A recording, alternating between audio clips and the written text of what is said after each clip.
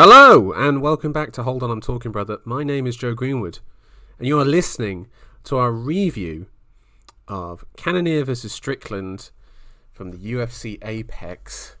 And Tom, a card in which many names broke out, I think, going above unknown to hipster's choice. We are going to go through those later on. But Tom, I've got some news that I need to get a reaction from you. Okay. Now, I know this is a very important award, but the BBC announced their shortlist for Sports Personality of the Year. Let me read off some names here for you, and you tell me which name is missing. You got Jessica Gadirova, Beth Mead, Eve Muirhead, Ronnie O'Sullivan, Ben Stokes, and Jake Whiteman. Tom, what name should be on there? Joaquin Buckley, Joe. No doubt. Get him on. Get that man the recognition he needs. He breaks all borders. Exactly. There's no box that can contain him, even that limited sphere in which he performs. Yes. Now, I mean, if we're going to post someone from the UFC, we're talking about BBC Sports Personality. Yeah. Oof. Does it have to be Leon Rocky Edwards, Tom, the man who brought it home, bro, overcame his demons, and pulled it out of the bag in the 5th round against the best welterweight that I have seen? Oh my word. Tom, better than GSP, Joe. Well, first off, that's nonsense, okay? But second of all, let's just break down Leon Edwards here, okay? He was in a title fight in America and he's losing. His coach is giving him a Rocky speech. He then throws a superb head kick, beautiful technique, to knock out what you're saying is the welterweight GOAT. He then looks down the camera. Definitely of this era. Of this era, for sure. The last 10 years. No one close. He then looks down the camera and says, headshot, bang, done. And then cuts a teary babyface promo. Look at me now. Look at me now. Bro, how is anyone done anything more incredible than that man this year? I'm fired up, bro. I'm fired up. Joe, you're bringing the emotions back. I mean, when you bring in the element about, his troubled childhood, obviously lost his father, I think, to gang violence, came from a difficult situation economically, maybe wasn't afforded the opportunities that we would like everyone to have in modern Britain, and yet through it all, went out there and became someone great. Climbed the mountain and topped it. I'm tearing up. Yeah, it's disappointing to see them miss it. Now, I'm not one to blow the horn, the racial horn, but yes, I was literally about to say it. Well, I don't want to blow that horn, but I gotta say, I can't imagine if he was a white British fighter that he wouldn't be on that list. Given what he's done, given where he's come from. Tyson Fury's been nominated in the past. Paddy Pimblett winning when he wins the lightweight belt. do you think BBC Sport will recognise him? Probably. In fact, definitely. Yeah. Look, let's just say it. Fury's been nominated in the past. McGregor, who is from Ireland, has been nominated in the past. And I'm not saying that as like an anti-Irish thing. I am half Irish. I would never besmirch the fatherland. Just to clarify, the mention of Connor's name is anti-Irish? No. What I'm saying is just like it's a UK award and the Republic is not the United Kingdom. Thank you very much. We don't need to get into borders right now, okay? But let's just say it. The BBC is keeping another black man down. I'm sorry. It really does irritate me. Again, as you say, if he was a white English fighter who did that, no question he'd be on that list. No question. I gotta say, yeah, it's hard to justify in any way. It's not something I normally look to in these cases. Really, I'm not the first one to go there, but in this example, it's crying out. Get that man nominated, Leon Edwards. We're proud of you, Leon Edwards. By the way, undoubted number one sports personality of the year. If we're going to go down this road in terms of achievement and then everything. But hold on. Do you need a personality to win the award, or? Well, again, here we go. Some anti-Birmingham sentiment coming out now. I'm not about this, Tom. Look, let's move on and let's talk about someone who's definitely got solid views on race. Sean Strickland loses a split decision to Jared Cannonier. The scores were all over the place. 49-46 for Strickland, and then 49-46 on 2 judges' scorecards for Jared Cannonier. Tom, I'm going to ask you straight up, how did you score it? Because you've watched this twice because you need to get into the minutiae of this fight. Of who well, such is my dedication to the pod that I felt I must watch this for a second time. It wasn't for pleasure, Joe. I'll tell you that. It was. You didn't enjoy this fight? It was all, but nah, I didn't. Not after the fights we'd seen before. It was anticlimactic for me. It was kind of, I called for a Cannonier knockout late on. Strickland, he's a very frustrating fighter. He's a difficult man to put away. Yeah. Obviously, Pereira made it look easy, but everything else points to Strickland being a tricky opponent and one that's very hard to engage with. And that's what proved to be the case. So I'm not gonna knock him too much. No. Now, I had to watch it a second time also because I didn't keep a score the first time because honestly, most of the rounds were more or less even for me. But because I'm a professional, I went back and scored it. I gave it 48-47 for your winner by narrow decision, Sean Strickland. Wow, that's interesting. I've watched it once, and I scored it 50-45 for Jared Cannonier. Oh, that's controversial. You've got to justify that one, Joe. Okay. I'll go into this quite clearly. I think they both executed their game plans, I would say, near enough perfectly.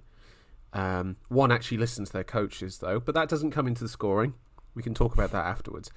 So Sean Strickland in this fight was working behind the jab, and that was it, basically. And I'll say it's a good jab, not a great one. But the problem is it's a very defensive jab. It's a moving backwards jab, and it's a neutral jab. He doesn't really press forward with it. He doesn't really... It's not like one of those jabs where he steps into it to then throw a combination behind it. It's just the jab itself is what he uses with a bit of rear hand, hand fighting that he tends to do. Whereas Ken... He switches stances to land a jab from the other stance. Yes. Basically, he goes from the left jab to the right jab. Yeah. That's straight shots and nothing else. By the way, occasional teep. By the way, that is not a bad plan if you do actually occasionally throw a straight behind it. Because you just get them focusing on this jab so much that they ignore the next thing that's coming. He did land a few combos on that. Not really. Come on, bro. Come on. Tell me why Cannonier won this fight, Joe. Basically... Strike for damage strike. From the leg kicks. Damage, leg kicks, body shots, and then when he did throw up top, it was more damaging. I know that Strickland blocked with the arms, but I just think per round, Cannonier did more damage than Strickland, and it was really frustrating because at certain points at ends of rounds, I think it was round 3, and you might be able to correct me on this, Strickland actually threw some hooks and landed some hooks, but he did it so late. Why does he wait so late? And it's just, I find him a very frustrating watch, and actually... I think he does the slightly scummy thing, which is trying to nick rounds with like a little flurry at the end and acting like a madman. I'm not for that, Tom.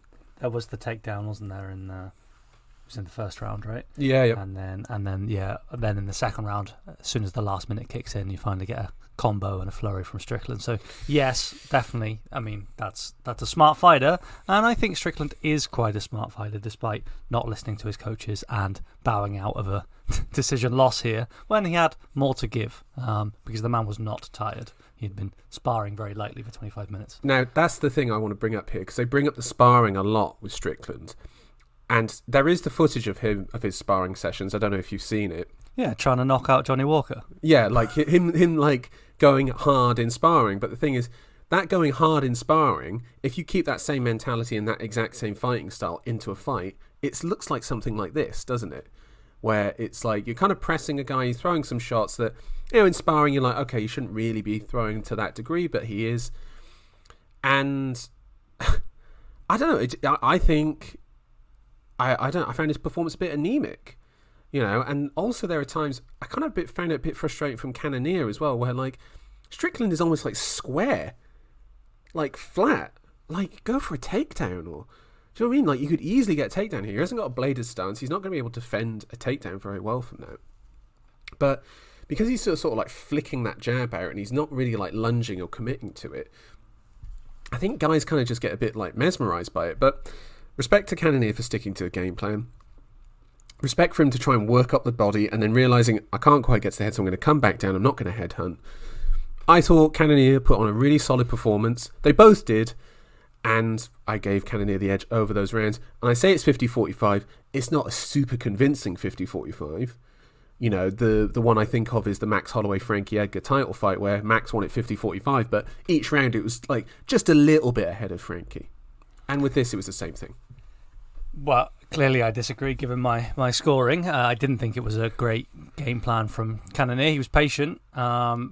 And definitely it was a nice kicking game. That only worked kind of early on. He kind of went away from those kicks as the fight went on. They were his damaging strikes. In the fourth round, I thought that Strickland definitely beat him for volume. I didn't see any disparity in the damage. Gave that one to Sean, and I give the first two to Sean as well. I just kind of felt he was outpointing Cannonier. I thought he was managing the distance beautifully. He was just out the way of 90% of what Cannonier threw. Now, the stats, they don't totally agree with me. They seem to think that Cannonier was landing. For me, Sean was blocking most of them, as you say, coming out when he's backing out with his hands up and his chin high. He's just out the way, and most of those blows are kind of just glancing off his arms. I didn't really see him getting clipped much at all early on. I gave him the first 2 rounds as well. Okay. For me, it was quite a masterful management of being in the pocket from Sean. And, yeah, definitely outlanded Cannonier for me. Okay. And you mix in the takedown and a little bit of control he had there in the first. I thought that one was quite clear. That's fine. That's fine. I think the first round would be the one that I would give to Strickland the most, and I think it was the third where he started throwing a bit at the end, those sort of like hook combos. I give Cannonier the third. Okay. I mean, I think what we can surmise is that this was a very close fight by two guys who were matched very evenly by the odds makers. So it proved to be. For me, neither of those guys have staked any claim to fight up the rankings. I'm certainly not ready to see Cannonier fight Adesanya again. No, for sure, definitely not that. And I also don't think... I think at the elite of the division, there is an elite of the division, and it's Pereira, Adesanya, and Whittaker. And then I think the rest is kind of like this... Hold on. Melange. Where is Vettori? He ain't at that level. He's not. We've seen that, but he's not in the same pool with Brunson or Strickland or Hermansson. Is it? Oh, I think he beats all of them. I think he can. Yeah, I think he probably would. But again, I don't think I'd be convinced by it. I don't know about Brunson. Brunson would be maybe the pressure would fold him. But we're going to find out because actually Vettori does have a fight booked, which I will tell you about in a moment. But going forward, I know this sounds really harsh, but can I tell you my advice for both of these fighters? What they should do with their next fight? It is. Basically, fight out your contract and go to the PFL because you would definitely win the $1 million in the PFL. Like I think if I'm Sean Strickland, I'm thinking I'm not going to get to a title fight here. I'm going to go somewhere else and explore that avenue because he's built up a brand in the UFC. He's built up a fan base. I'm sure they're very nice people. I would take that somewhere else. I don't know. Okay, cancelling Strickland. No. I don't know. I don't think I would stay in the UFC if I was him. Yeah, for me, I like these guys as kind of fixtures of the top 10. I feel bad for Cannonier. Like, there's not much he can do. He just doesn't have the skills to stop fighters like Strickland. I know he won this fight, so you could argue he does have the skills, but he ultimately he couldn't land. Yeah, I guess so. But I still think he's going to... you match up, let's say, Cannonier, Duplessis. Oh, well, that's Duplessis making that fight, though, isn't he? Like, and but it's also, not that... do we get the sneaky Duplessis? Or, by the way, the actual good game planner Duplessis who wrestled Till, who pulled Soldich away from his power hand. Are we going to get that Duplessis? Or are we just going to get... I'm just charging, brother. That's a fun fight. And yeah, it's Duplessis that makes it a fun fight. Yeah, this was not a good... booking. But my question is, how are you going to make a fun fight with Sean Strickland? Duplessis. Like that's the magic juice. He's the answer. Yeah, that's the answer. RoboCop. All right, Joe. Shall we move on? Let's move on to the co-main event. in which Arman Tsarukyan defeats Damir Ismagulov by unanimous decision, and it was indeed unanimous, 30-27 across all the scorecards for Tsarukyan. Very impressive. I thought this was extremely impressive from Tsarukyan. So Ismagulov came into this fight with a 90% takedown defense, and the only time he'd really been taken down was by Kutateladze, who couldn't hold him down for more than 10 seconds in that fight from earlier this year. Very, very impressive from Ismagulov. But Tsarukyan impressed me so much in this fight, not just with the fact he was taking Ismagulov down, but his positional control.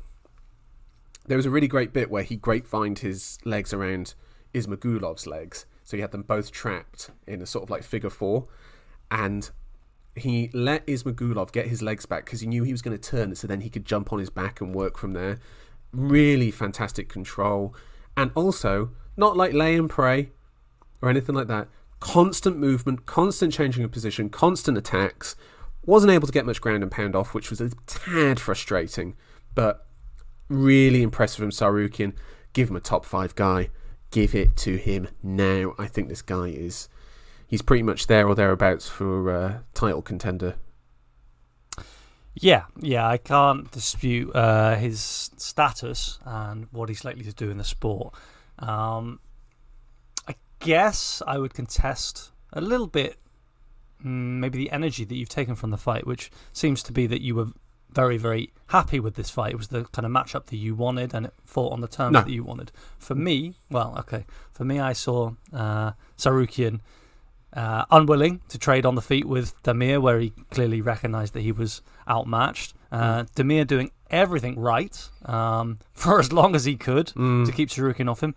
Posting off the head, getting up, never accepting the positions.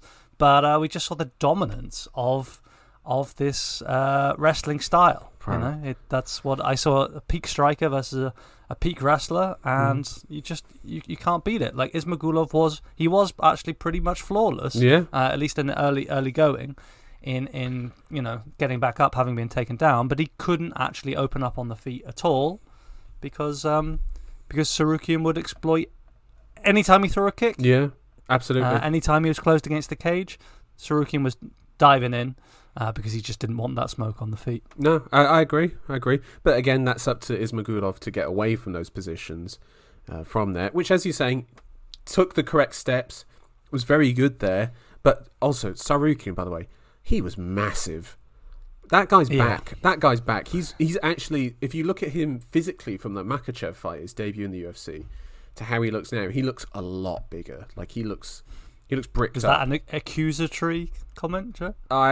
No, that's an appreciative comment. Okay, that's Bobby Green was out on record coming into this card that every male from countries that are not America, especially if they're to the east of Europe, has been on steroids from day one as soon as they enter the camp. Yeah, as soon as they enter the gym. Yeah, giving 10-year-olds steroids is what he said. Where it's just like, yeah, that's how you're definitely going to kill someone by the age of 26.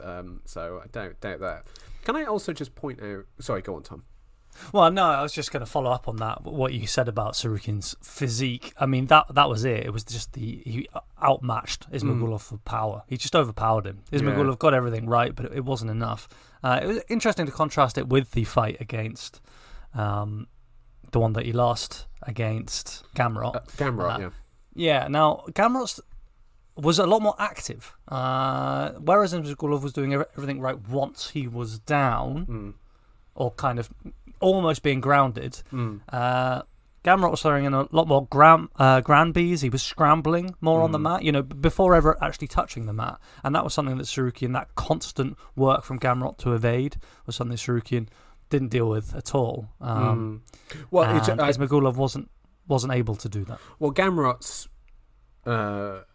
defensive/offensive grappling in those exchanges kind of tired Tsarukyan out to the point where when it got to rounds 3 and 4, those exchanges didn't last as long on the ground. Joe, what you've done there is you've introduced the thing that I'm most disappointed about, and that's that this was not a 5-round fight. I don't think it's fair on Ismagulov. I don't think he should have taken this matchup if it's not a 5-round fight, because you've got to wonder, like already as it was, they were actually equally matched, I believe, for significant strikes. And Sarukian, perhaps, we saw him tire a bit in that Gamrot fight. Ismagulov, maybe he would have got more opportunity on the feet in the 4th and the 5th round. Yeah. What you've said there that's excited me is the thought of Ismagulov in a main event slot, and the thought of him being able to work over 25 minutes, what his game plan would look like over that period of time. Because all he's done is 3-round fights so far, and he's gone to decision on all of them. That intrigues me of what he'd be able to do. Would he be able to get a finish in that fight? Let me pour some cold water on that hope, on that excitement right now, Joe. Yeah. Damir Ismagulov is not going to win a 5-round main event. Really? He can't do it because they won't give it to him. Oh, right. This loss. They won't give it to him, Joe. No, who do you think he's fighting next? You think he's going to be fighting up the rankings? No, they're going to give him Grant Dawson. Perhaps. I even think they might keep Dawson away from him. I mean, I wouldn't like that matchup either from Ismagulov. I mean, I'm not saying that he can't win that match, so I'm just saying I don't think you're getting the most out of him by giving him Grant fucking Dawson. Yeah. What I'm saying is, Joe, I wouldn't surprise me if you're matching him up outside the rankings even. What, Bobby Green? I still think that's too big a name. I just don't think... Look at the guys they've matched him up with. I think this will be an excuse for them to kind of, palm him off and go, he doesn't speak English, doesn't have any profile. I don't know what's the point in them having this guy then, in this promotion, if they're not going to, back him. Because this guy is so talented. So talented. Although saying that, he's fought Joel Alvarez, Thiago Moises, now Kusa Taladze and Sarukin. I don't think those guys have got much profile. No, they don't have a lot. All right, yeah, but to us, they have a bit of a name and a profile. But it's all right. It's not the most exciting name to the casual fan. Now, look, let's go to the matchmaking then. All right, so Ismagulov, he's still ranked 12th. They haven't knocked him down. Good. But who they have knocked out at lightweight, Joe? Yeah, I can see you cheering already. This news has reached you. Conor McGregor has been removed from the lightweight rankings. Thank God. Replaced by Big Money Moicano. Moicano's up there at 13. Lovely. It's another fighter who's on this card who's got a ranking by his name. It's Drew Dober. We'll get on to him in a minute. Yes. Grant Dawson then sitting behind him at 15. So who are we going for Ismagulov? Noticeably, Joe, nobody's called him out Brad after Riddell. this fight. Okay, I'd love that. That sounds awesome. What about Brad Riddell or Drakkar Klose, maybe? I'd prefer Riddell, but I've signed it. I mean, he's fighting outside the rankings. That's okay. He's at 12. He did just lose. That fits our rules on Hold On, Talking Brother. But Sarukian sitting at 9. He's looking up now after that win. Wait, they haven't moved him in the rankings. I know he's unmoved as well. So they both held their. What was the point in them fighting? What would literally you've just told? That's like the Jan Ankalaev fight. Oh, it's a title fight. Psych, no, it isn't. It's just some shenanigans. It's a conspiracy against bearded men from the Caucasus region. I'm going to say it. Sarukian Poirier, give it to me. Oh Lord, have mercy. Oh Lordy Lord, yeah. All right, now back in the realms of plausibility. Well, who else is there? Did Dariush get a fight? Oh, come on. They're not going to screw Dariush, are they? It's happening, Joe. It's happening.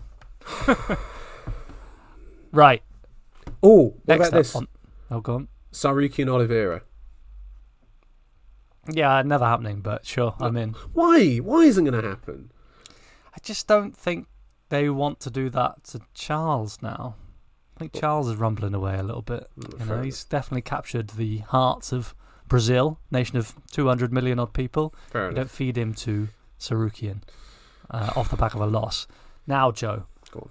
Those are the big profile fights on this card. Yeah. But now we move on to some lesser known lights. Amir Albazi, another win, decisive against Alessandro Costa. Yeah. What a knockout this was, Joe. This was tremendous. Jab, right uppercut to ground and pound. And he threw that exact combo or that exact setup, except with the uppercut, it was a big right hand in the second round. I think Albazi sort of started to feel that confidence going through and I can land on this guy now and not worry about what's coming back. Albazi, I mean, he big dog Costa in this fight, really. Costa put on a decent performance, but Albazi just he doesn't look bad, Costa. I'd like to see him again in the UFC. Yeah, definitely. This guy's he's got potential. Albazi, you're right, he certainly outclassed him. Yeah. Now, how high can he go? Title contender? You think he's in that picture now, up there? We're talking about flyweight now, guys. We're looking at what, Pantoja, Moreno, Figueiredo, that category? Yeah, I'd say that category. I think, he's got some decent names on there. By the way, this fight went the complete opposite of what I predicted, of just like Albazi's grappling against Costa's like punches power. He wanted to swing, baby. Yeah, it's just like Carry some power. Yeah, he's learnt hooks, and he's just like, I'm going for it. Yeah, I'd like to see him face someone like Kai Kara-France. That would be a good one, I think. Well, he's up to 7 now, a flyweight, off the back of this. So ahead of him, you've got Alex Perez, Mateus Nicolau, and then you're in for Royval, Kai Kara-France, and then, of course, Pantoja, Moreno, Figueiredo. Royval will be a fun one. He's getting there. Yeah, I think I'm right in saying that he was supposed to be matched up with Royval, but Royval pulled out. He was booked against Royval, Alex Perez, Tim Elliott, O'Day Osborne, Howley and Piver have all pulled out against him in the last 2 years. Yeah, so it's coming. Now, he's saying these guys are avoiding him. I mean, let's say the likes of Royval. Who'd you lean towards there if they were to fight? Albazi. I think Royval just gets hit too much. Yeah, he does. You can't get hit by Albazi. Bro, no. Absolutely not. Absolutely not. No, it's right, definitely then. One to watch. One to watch indeed. I honestly think this guy's got title aspirations. Like, really, really does. No pushback from me, Joe. No, absolutely. And again, Costa, let's give him a nice, something a bit easier, someone who's not going to kill him so much in this division for his next matchup. I'm looking. I don't know. What are we thinking? O'Day Osborne. Yeah, someone outside the rankings. It was his debut. He took it on late notice. He didn't look bad. No. And I think he, flyweight is not so deep right now. Yeah. So you got to imagine that he can build. Let's move on to Alex Caceres knocking out Julian Erosa with maybe one of the weirdest head kicks I've seen, where it didn't really seem like he hit him that hard, but he clearly did. He threw the sort of straight and then took a pause and I'll flick a high kick up there. Lands on Erosa's head, knocks him down to sleep, and Alex Caceres gets the knockout win. We both picked Erosa going into this fight. Erosa, very talented guy, but he does just get hit way too much. And Caceres with the win. I have to say, Joe, after the last pod, there was one thing that was keeping me up going to bed, and that was the fact we were so dismissive of Caceres. Now, that wasn't intentional. It's just that we were pretty hot on Erosa, having been dismissive of Erosa previous to his last win. Yeah. Didn't want to get that wrong again, and definitely looked over Caceres, who is a problem. He's a challenge. He upsets people. He's very awkward. It's tricky. Strange movement. It's tricky for sure. Stances. Definitely very flexible. He was talking about his training in the post-fight interview. He was talking about he would go with his coaches and they would have him doing drills, balancing on one leg, hopping round he would be doing drills on one leg. And you can see that man has a big range of motion. Right. Yeah. Now, as you mentioned, for the knockout, it was kind of like a flailing, pouring jab out there. It kind of took him out of position. And then on the follow-through was that left high kick that put Erosa away. I think Erosa was in trouble anyway, though, Joe. I felt like Caceres was looking good before that head kick knockout. Yeah. By the way, now, Caceres goes to 7-1 in his last 8, bouncing back from a decision loss to Sadiq Youssef. I think it's just that before he was very up and down. I remember his loss to Cron Gracie. Remember the name Cron Gracie, who subsequently lost to Cub Swanson and then passed away, didn't he? He is dead, isn't he? Have I completely misremembered this? No, he's not dead, I don't think, Joe. But he took some punishment. He had to take it, despite being from the legendary jiu-jitsu Gracie family. He was kind of like just taking it all on the chin. He wanted to swing, he wanted to bang, and has since been removed from the UFC. Don't believe he did actually pass away though, despite the damage he took. No, it was another Gracie that I was thinking of that died not that long ago. No offense, Cron, but I would like to see you fight again. Hopefully you've developed some takedowns. Right, let's talk about this fight. Drew Dober versus Bobby Green. My God, this was stonking. This was tremendous, wasn't it? Can I just ask, are you a Drew Dober guy now? For me, it was the interesting parallel in this fight was, I mean, True Dober is Cannonier, and Bobby Green is Sean Strickland. The difference is, they're fun. They're fun, and the others aren't. Well, the difference is Dober's ready to just get in the fire. He just wade through, take it on the face, so that he can get his shot off, get that left hook off. Now, let's be honest, Joe. Bobby Green was clowning on him. He was dancing. He was outpointing him. He was fighting that classic style, hands down, couple of straights, off to the side. Beautiful, beautiful. Dober was a mess. He was getting lit up, let's be honest. Yeah. But those big whooshing hooks that were coming over, they were getting closer, and they were getting closer. Yeah. And Green was folding in towards the fence until one landed, and that was all she wrote. Good night, Bobby Green. Yeah, it was really impressive. He literally just had to bite down on the mouth guard and get him squared up along the fence. Because once he got squared up, that's when Dober started landing. Landed a left hook before the finishing concussive blow. And then when he did land that one, I mean, Green just went down like a deck of cards. It was just completely folded. So it was a very, very impressive finish. And Dober now, in this fight and the Terence McKinney fight, two fights of the year potentially. I mean, just in terms of like blood and thunder, guts, sort of like putting it all out there. I'm just going to take it, and you're going to take it, and it's just quite something. It was quite something. But again, Bobby Green, very impressive performance. It was like the Poirier fight for Green, where it was the exact same thing of hands low, whatever else, and he got caught by a hook by Poirier. This was at the sort of start of his march at lightweight. Love a bit of Bobby Green. Want to see him back soon. And I'm going to put the question out there to you, Tom. If these guys fought Paddy Pimblett, would they both win? Ooh. Now, Dober wants Pimblett. He said the UFC's keeping him away from him. I agree. I think they probably are. Yes, I think that's quite likely. I can't imagine that Paddy's going to be able to get anything off against Bobby Green.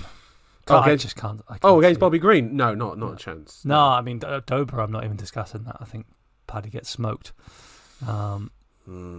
Yes, difficult to find a matchup for Paddy, isn't it? Yeah, I think derailing the train. I think you just have to give him one of these fights against these guys, and if he wins, then you got to have your rankings fight. That's why they're keeping Ferguson in the rankings.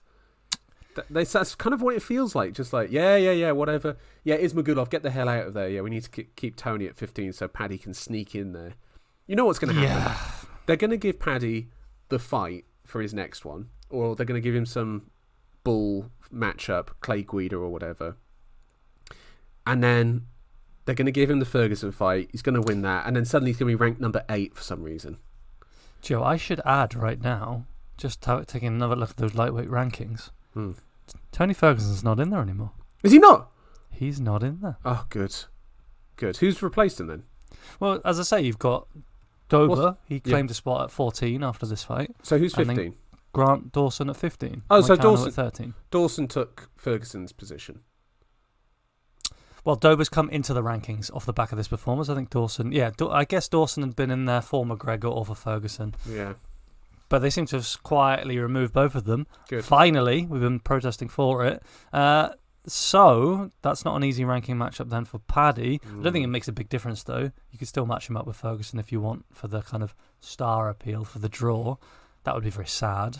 Yeah. Maybe, Joe, now conspiracy theories running wild here, maybe they got rid of Tony's number so they don't have to rank Paddy if he beats him. Because if you beat Tony Ferguson, you get a ranking. Who are you going to fight? What do you do next? Yeah. I honestly think all those guys that are ranked 10 to 15 mess him up badly. Like, mess him up. Joe, like you got Jalen Herner, Dan Hooker, and Ismagulov. Good lord. Money Moicano as well, I think, would just do some vile stuff to him. Again, we're talking too much about Pimblett here. It's not his night. Let's move on. Obsessed. Well, he does dominate the conversation because everyone's just like, well, who's he going to face? Like, who is he going to face at this stage? You know, I'm kind of the opinion that I think that they should give him like a name fight, like a Ferguson, and then just be like, if he struggles past that and win, you know what, let's just cash in on the McGregor fight. Now, let me look at that, like, because it upsets me every time you mention this. Anything about Tony Ferguson fighting upsets me. But if it's like, okay, Tony's finishing, he's hanging the gloves up, one last payday, then all right, maybe it's not so bad to match him up with Paddy. No, No, but I don't think Tony From will. Tony's perspective. I don't think Tony will retire, though. No, he needs to be retired. Forcibly. Like we'll give you Pimlet, go out on a win, or go out on your shield. Yeah. And that's it. You're done. Yeah. Do you think they should... Do you think the fear is that, like, he'll... Like, let's say he faces, like, I don't know, Clay Guida or something. I don't know why I keep bringing up Clay Guida, but, like... Obsessed, Joe. Obsessed. Clay Guida and Paddy Pimlet. Take the posters down. What about... Get with the times. Ismagulov, Sarukian. Yeah. These are the names you want to know. Okay.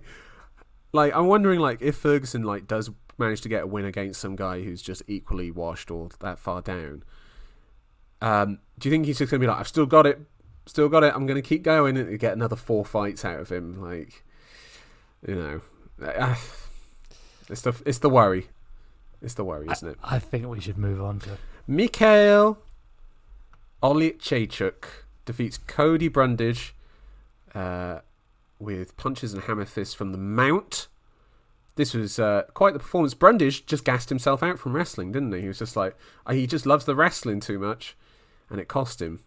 Well, Michal, we didn't do him the service of previewing his fight, I believe, in the preview. Yeah. Did we get it wrong? Is there more to see from Oleksiejczuk? Maybe. I don't know.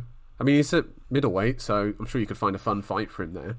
Because, again, middleweight has that great thing of, here's a bunch of fighters with some really fun stuff and who are really bad at this other stuff. So, but it was a lovely sweep, by the way, to get on top of Brundage and then get the finish from there. But Brundage was just like, oh my God, I want to get out of here. Like, he just like so tired. So tired. So I think Oleksiejczuk, he deserves another look. That's what I think, Joe, because this is now his 5th knockout in the UFC. Only joined in 2017. The man is only 27 years old. He might have to take another look. He fought initially at light heavy, didn't he? So this is down at middleweight. So maybe it's like needed to make that move down there, start again. He was supposed to face Albert Duraev instead of Brundage, but obviously that got cancelled. You know what? Let's give Oleksiejczuk a fun fight at middleweight. Puna Soriano, maybe. Well, he's fighting soon, Puna Soriano. I think he's on the first card of the new year. Oh, is he? I'm not mistaken. But yeah, he's in that conversation. You've got your man Joaquin, although he's dropped down to middleweight. There's some good matchups for him. Oh, yeah, Joaquin's down to welterweight. Yeah, sorry. Now, so speaking of derision, I spoke some mad crud about Matthew Semmelsberger last week, and I'm just going to say... He's coming, Joe. I'm sorry, mate. You better get your apologies out there. That man is coming. Sorry, He's mate. Reached out to the pod. He's more than happy to dish out the punishment for you losing next year's belt. Right. I'm sorry, Matthew Semmelsberger. You are not a jabroni. Jake Matthews, you are the jabroni here. My God, what a horrendous performance by you. How bad is Andre Filio? Like, that's the question. Where does Filio fit in all this? Like, I mean, take out the... All right, so we had 3 knockdowns in 3 rounds. With big the same overhand punch. rights. Yeah, big right hand from Semmelsberger. But if you take away the knockdowns, who won those rounds? Now, I know the sport doesn't work like this, Joe. No, it doesn't work like that. Play the game with me. Play the game. Matthews, he won those rounds. So I'm not going to call you a jabroni. I do not want to whip in from either of these guys for any forfeits today. Maybe we can get a double team. Maybe we can... What? Wait, hold on. You want both these guys to fight whoever loses next year? I just want them to whoop you, Joe, for the mean things that you say, for your attitude. Yeah, me talking crud behind a microphone. Yeah, look. Okay. Listen, lads. Keyboard warrior. Now, let's break down this fight a little bit. Tell us the story. Tell us the story of this fight? Yeah. I mean, what? It was just Matthews kind of like picking away, doing his little flappy hands, and then Semmelsberger waiting, throwing a big right, knocking him down, and then that was kind of it. Like, well, what's there more to say? I didn't find this fight particularly interesting. Did you find it like there was something there? Yeah, I enjoyed the fight. Mixing in all elements of the game. There were takedowns. Matthews, much more active fighter. He was outlanding Semmelsberger. I think he's got a pretty nice game, Jake Matthews. I don't know. I'm not feeling it. I'm not feeling it. All right. Get him, boys. I don't know, Matt. Like, I don't know. I'm not hyped by either of these guys. Now listen. Oh, here it's going again. Look, what do you want from Semmelsberger? He put Jake Matthews on his ass 3 rounds running. Yes. Huge right hands. He looked good doing it. I said he's not a jabroni. What do you want me to say? Right, let's move on to this bantamweight fight. Now, Tom, I haven't seen this fight yet, but you did. How was it? It was fantastic, is what it was. We're talking about Said Nurmagomedov. He is the kicking Nurmagomedov, referenced in the preview. But he is no relation to Khabib or Umar. And he was fighting Said Yakub Kakramonov. Umar is a kicking Nurmagomedov, by the way. I want that out there. But anyway, keep going. A triple team on Joe. We're talking about Said Nurmagomedov, Matthew Semmelsberger, Jake Matthews. I'm sending them your address. Now, Said Yakub, he was debuting here. He has an interesting background, also out of Central Asia, but grew up in New York. Grappling heavy background. And we saw it on full display. He was going after Said Nurmagomedov. As I say, a man who likes to fight primarily on the feet, is reluctant to get involved in that Dagestani wrestling game. Went after him, applied full pressure, took him down 5 times. 5 times. Wow. Said was getting very frustrated, couldn't get him off him. Just constant pressure. Now, Kakramonov, he wasn't able to make too much of these dominant positions that he was getting into, and overall only landed 11 strikes. Going into the second round, having won the first round, he carried on, he kept shooting recklessly. He wasn't interested in what Said had to offer. Going back, and he stepped into a guillotine. Now, it's the second guillotine attempt from Said, but this time he really turned it on. Ended with the kind of ninja choke, where the hand goes kind of behind. So you got the guillotine hand under the neck, and then the top hand goes on the back of the head to push it down, to apply more pressure. Yep, like that. Joe's mimicking it for us now. That's how they're going to finish you, by the way, Joe. And it was great. It was great. Said kind of pulled it out of the bag. Wow. And, he showed that he belongs, because he was tested. Tremendous. I'm going to watch that later on. Let's talk about... Well, hold on, Joe. I just want to say a little bit more about that. Yeah. Because I think we're going to see more of both of these guys. Yes. Again, when are we going to see a bad, unranked bantamweight fight? It can't happen. It can't happen. Now, Said Nurmagomedov, he is ranked now at 15. I would have to make an argument for Said Yakub to be getting up there and towards the rankings too. Got a great record and didn't look bad here. I think he would overwhelm a lot of fighters. So, these are names we want to be remembering now. Excellent. Well, I'll keep an eye out for both of these guys. So about Rafa Garcia with his unanimous decision win. This man is a fridge, defeating... how did they say this again? Was it like machete? How were they saying? No, that's derogatory. No, it's Maheshati. Maheshati. He's Chinese. He's not from Go on. Where's he from? Well, machete. I'm not having that joke. Maheshati. Okay, Maheshati. I quite like this Maheshati up until he started getting pummeled. I thought when he first came out, he had his hands like kind of wide, kind of like in that Max Holloway style, and then he started getting hit, and he was just like, "Oh, I'm not doing that anymore." So started backing up, and then Rafa Garcia grinding him, big hooks to close the distance, getting into that grindy face, getting him his top of his head under his chin, sort of getting into like really nasty sort of grindy positions. But the thing that made this fight so exciting was the massive gash on the side of Rafa Garcia's head from a nice step-in elbow from Maheshati. And it was a nice step-in elbow. Lovely. And over the top, of Garcia's defensive Turned hands. it in as well. Yeah, it was lovely. It ripped Garcia open. He was leaking, Joe. After the fight, we found out he lost 20% of his blood.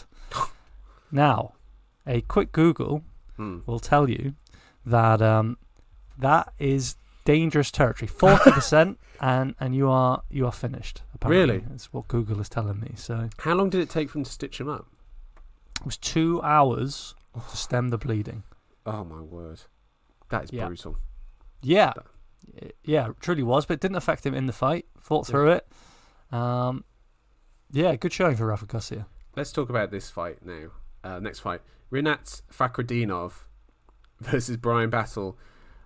Now, Joe, let me just say I didn't get to see this fight, but I was excited to see Fakhretdinov. Unfortunately, my provider of the UFC chose not to include these last 3 fights. I think you're going to break them down for us. Fakhretdinov, we hyped him up as a strong wrestler, imposing. How did it go? Basically, if Fakhretdinov at different points was like, I feel like I'm hitting a takedown now. And he did. It was, okay. I'm going to read to you the control time for each round. Okay, round 1, 4 minutes 41. Round 2, 4 minutes 49. Round 3, 4 minutes 41. Okay, he was 3 for 3 in round 3, 2 for 3 in rounds 1 and 2. And just Brian Battle got 1 significant strike off per round. Fakhretdinov 19, 10 and 14 across the fight. It was just, he mauled him. And it was constant trips, constant changing of positions, constant changing direction, grapevining legs, getting like limbs isolated so you couldn't defend yourself with them. His wrestling is so good and suffocating. Really, really impressive. And if you are in the welterweight division, you do not want to face this man. He's a bull.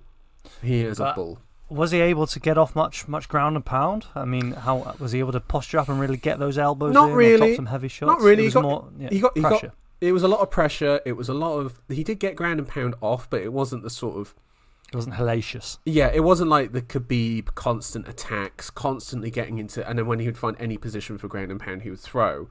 It was more, right, am I in position? Okay, here comes the ground and pound. It was like, you're transitioning from positions and I'm throwing ground and pound. I'm controlling you. I'm constantly taking something away from you.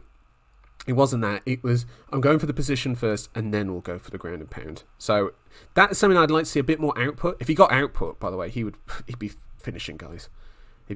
But he has 2 decision wins. But man, 14 minutes and 11 seconds of control time in a 15-minute fight. 102 total strikes, 43 significant. Tatarstan is coming. Yeah, bro. He is the business. And if I'm thinking it's someone at welterweight for him to face, I mean, I don't think it really matters, to be honest, to anyone. I'm sure they'll give him someone who's just going to get destroyed. Brian, you didn't take much damage in your last fight against RDA. Do you fancy coming in and facing this guy? Barberena perhaps for Fakhretdinov. And lastly, of the fights that I watched, Manal Cap defeats David Dvorak. Cap, dominant, counter-striking, was doing basketball moves, hands behind the back, mocking Dvorak, trying to get him to throw and wind him up. But there was a Kimura. Cap got Dvorak in a Kimura, and it looked like his shoulder actually ripped out. You could see the shoulder blade lift up, and it was grim. It was grim. I don't know why Dvorak didn't just tap. It was brutal, absolutely brutal. So Manal Cap on the move up again. Someone like Kai Kara-France would be a good one to see. Roy Val, someone along those lines. Kai Kara-France, you just can't catch a break, Joe. You're matching him up with everybody. I think Cap is at that level of like, let's see him face someone at higher up the rankings. Let's see, he's got 3 wins in a row now. Let's see if he can make that leap up in the UFC, because his first couple fights didn't go very well, and he seemed to have turned it around. So yeah, good fight night card. Good, nice matchups, and some good breakout stars. Who is your number one sort of breakout star of the night? It's not Arman Tsarukyan, I'll tell you that for nothing. I think, for me, I'm either looking at Said Nurmagomedov, just in overcoming serious adversity. He basically had to fight the same kind of fight that Ismagulov did, but he sank in a guillotine. He made it happen. Amir Albazi is the one for me. Yeah, that would be my second choice, yeah. Okay. Let's talk about some news. Tom, I teased it earlier. Marvin Vettori has a fight booked for the pay-per-view in London in March, and it is against Roman Dolidze. I believe that's number 4, fighting number 8 in the middleweight division. Potentially hilarious fight on the card here. Dolidze, kind of weird fighter in that he can be kind of muted in his fights and then somehow get into a really vicious finishing sequence against a man in Vettori who seems can take endless damage and doesn't seem that bothered. So and cannot finish himself. no. Yeah, I think an interesting fight. Good matchmaking. Fight that makes sense. Yeah, absolutely. I mean, Dolidze, he's getting the rocket. Not the promotional rocket, but the matchups to really progress. Yeah. He took that short notice fight against Hermansson, and boy, what a finish that was. And now to jump all the way up to rank 4 in Marvin Vettori, that's a quick ascent for Dolidze. Is he that good? Oh. My gut says Vettori. My gut says think Vettori. This is where the run ends? This is the end of the road for Dolidze? Maybe. Listen, we got a couple months until it happens, at which point we'll have a bit more. I don't know. I would have done more research into it, but my gut is saying Vettori. You know, that sort of 3-round domination. End of the 3rd round, he's really turning it on, just throwing combinations. I mean, you have to default to Vettori. You have to, unless the guy is spectacular. Yeah, I mean, Vettori has shown against guys that aren't Robert Whittaker and Adesanya that, you know, he just tires people out. Like, they can't hang with him. He's too big, his head's too square, and he's got stamina is too great. So, yeah. Now, this is an interesting bit of news. So there was a really interesting video that came out based around the Ilia Topuria versus Bryce Mitchell fight at the pay-per-view last week. Now, Topuria won by submission, and he dominated Mitchell in that fight. Kind of big brother. Yeah, it was a whooping. And you see Topuria, and he's getting greeted by different Georgian fighters saying, "Well done, congrats." But the interesting bit was Mitchell afterwards sat with his coaches, sat with his partner, and he's just like, "I don't want to do this anymore. I'm done, I think." And I'm going to ask you this. Do you think he's actually done, or do you think that was just the post-fight depression of I was just whooped and now I can't believe how badly I was whooped? I mean, the man deals in extremes, wasn't it? As I walk into the valley of the shadow of death, going into the fight, and I'm ready to die in there. I think I remember Bryce saying. Yeah. Maybe not. Maybe not. Slight whooping, and that changes everything. I don't think Bryce is done. No. If you look a bit at background on Bryce, he's got a farm. He lives that nice rural life that he seems to take so much pleasure in back in Arkansas. Takes money, Joe. Takes money to have land, to have animals, to fulfill one's ambitions and dreams. And Bryce needs that money. He's very good. He's very good. He's very good. He can do things still at featherweight. He just ran into the wrong man at the wrong time. Yeah, I think we see Bryce Mitchell fight again. I think so as well. I think it would be a shame to see him retire at this stage. Because if he beats Topuria, then we'd be talking about him versus maybe Holloway or Ortega or Arnold Allen. Like, he'd be looking at the top of the division. But instead it's Topuria, and that's just the nature of it. I think Bryce should go out there, get 3 wins, come back, face another top guy. And then if you lose that fight badly, maybe there is that clear ceiling that wasn't that obvious at first. But I think that I don't think he should leave money on the table like this. You know what I mean? Like, he's still got that. But it was quite interesting seeing him talk about it, where you could just see he was just like, man, this absolutely destroyed me. And, you know, it's nice to see sometimes, to see that backstage insight. But I mean, Joe, after Samuelsberger's done with you, I'm fully expecting you to say no more podding, no more jabronis, no more trash talk. But it'd be a shame. What's the point in living? Yeah, exactly. Yeah, right. Bryce, there's more for you to do. Please don't retire. Right, listeners, thank you so much for joining us. We'll be back next week to review the year 2022. No small task, Joe. We'll be bringing the heat next year. Oh, my word. Yeah, we're going to be... We'll be dishing out the Hold On, I'm Talking Brother awards. Yeah. Opening up that flamethrower, emptying the clip. All right. And then we're going to look into our magic orb, ball, whatever you want to call it, and make some predictions for 2023 as well. This is the big boy claims. Last year, I said, no way Valentina Shevchenko is champion at the end of the year. But, you know, she fought once this year and ducked the rest of the year just to screw me over. So, yes... Such big talks like that. I think even one of us predicted John Jones as heavyweight champion. What a mug we were. Right, let's let's wrap it up there. Listeners, we'll be back next week. You can contact us at holdonbrother69@gmail.com. Like, review, thumbs up and all that. Subscribe on Spotify and iTunes. Whatever your poison is. Thank you so much for joining us. And Tom, thank you so much for joining me. Thanks, Joe. And we'll be back next week. Goodbye. Bye, everybody.